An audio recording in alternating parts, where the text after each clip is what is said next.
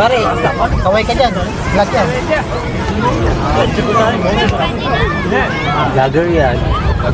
Laglagan lang. Yan yung ano pre. Pitik ni Chris. Ay bukas. Yan tayo, may wala ka mas nato. Basta. Tigan mo ako rin na malulupit ha. Hindi ako maka-ano doon. Yung ngayon, kasi on court na yun.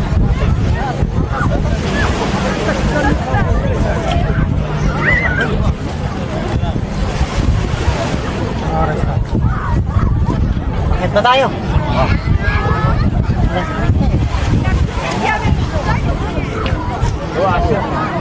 Pag naligaw tayo, balik na rin lang natin yung print natin. Wala ka print? Yun lang. Hindi na siguro kami maliligaw dyan, no? Oo, nanda, ut masan dyan. Daan, saan daan? Ut yan. Mga bakabuton yan. Maligaw kayo. Ano na kayo? Kung naligaw tayo, ano tayo ginagas? May signal pa sa taas? Mga wifi yan. May wifi na dyan. Para makakontakt tayo ba? Ayun. Ayun. Ayun, sagat mo yan. Ayun. Ayun po. Ilan mo po? Ay, Wala, may dyan. Ito, tawag natin yung pagkakain. Kuha tayo doon. ha? Oo, ka doon. Sa bagay, may convenience store naman sa taas. Pwede mo ang kainan dyan sa taas din. Wala lang naman. May park dyan sa taas. Uy, thank you ha. Dito lang. Una muna kami. Ito muna kami. Salamat. Okay, babalik na to sa Padyo sa ano eh.